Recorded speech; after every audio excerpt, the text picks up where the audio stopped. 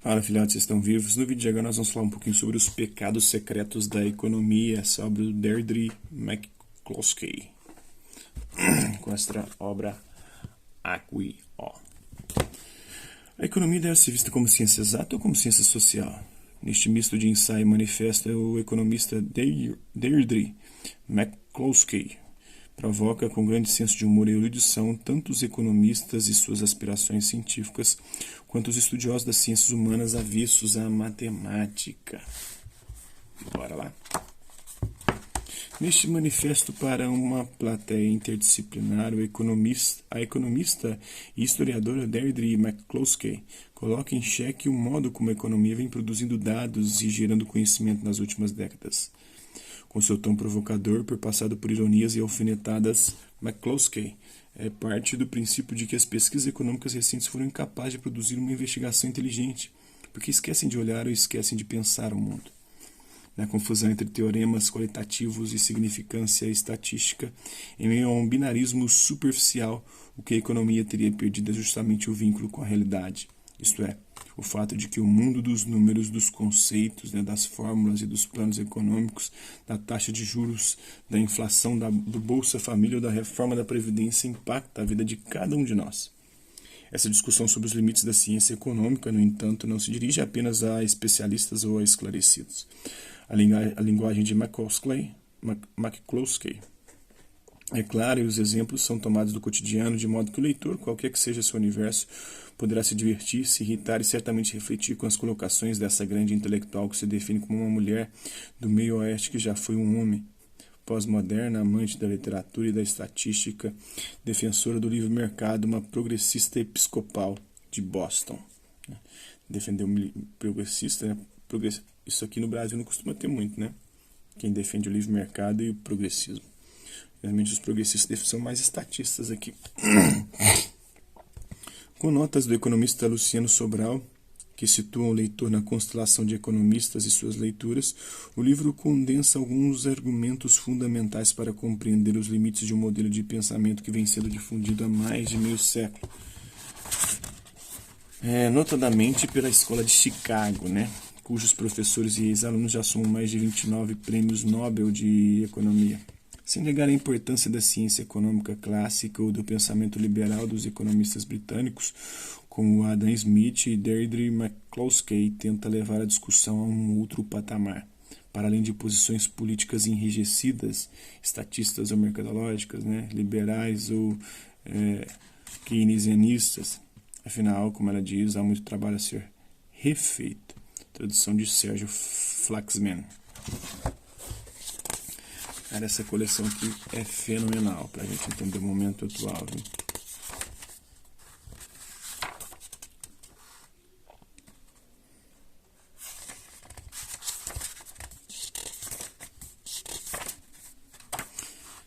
Vamos lá, então. Os pecados da economia não são os que costumam ser apontados pela média dos antropólogos, historiadores e jornalistas. Vista de fora, essa triste ciência parece obviamente poluída pelo mercado, apesar da irritante influência que conserva. Mas seus pecados mais óbvios nem são tão terríveis assim, ou, quando terríveis, são de qualquer forma os que todo mundo comete. Na verdade, são dois os pecados peculiares, nada óbvios nem habituais. Os dois pecados secretos que prejudicam hoje a atividade científica. Na economia e em alguns outros campos como a psicologia, a ciência política, a medicina e a biologia das populações. Ainda assim, uma crítica benevolente que diga essas coisas, mas deseja que a economia que tanto ama finalmente cresça e comece a concentrar as energias na produção de uma ciência digna do nome, da maneira como a física, a geologia, a antropologia, a história, ou certas áreas da crítica literária produzem ciência, acaba por se ver deploravelmente incompreendida. Os pecados veniais mais corriqueiros impedem o escrutínio dos pecados mais bizarros e mortais. Aí a pobre crítica benevolente, normalmente incompreendida como autora de alguma crítica do idiota. Ah, entendi, você é de humanas. Essa gente é voada que não suporta números ou matemática. Ou, entendi, quando você diz que a economia é retórica, quer dizer que os economistas deviam escrever num tom mais animado. E isso, podem acreditar, é enlouquecedor. A crítica benevolente, ela própria economista, inclusive da Escola de Chicago, né?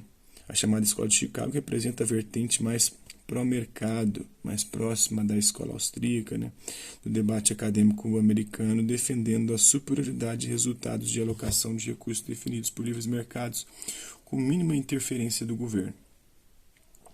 A Escola de Chicago também é frequentemente associada por influência, sobretudo de Guy Baker, com o imperialismo econômico, o uso de ferramentas econômicas para o estudo de tópicos que geralmente são do domínio de outras ciências sociais.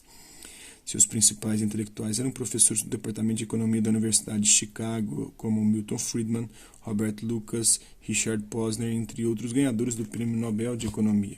Nenhum outro departamento acumulou tantos prêmios, o que atesta sua enorme influência, né? Ganhou inclusive mais prêmios Nobel do que a escola austríaca, né? Tem muito liberal e anarcocapitalista libertário brasileiro que defende, né? Conseguiu a duras penas, ao cabo de 20 anos de procura lenta e exaustiva, reconhecer a ubiquidade dos dois pecados secretos da economia, que no fim das contas são um só, derivado do orgulho, como todos os pecados, né, da soberba, e formulou sugestões construtivas no sentido de redimir a economia do pecado. Ainda assim, ninguém, nenhum antropólogo, professor de inglês ou militante em qualquer outra área científica, o que seria de esperar, mas menos ainda algum economista ou praticante das ciências médicas, entende o que ela quer dizer ou age de acordo com as suas ideias. Então vamos falar sobre virtudes erroneamente identificadas como pecados, né? A quantificação. Vou começar falando da quantificação, né? A quantificação, porém, não é um pecado.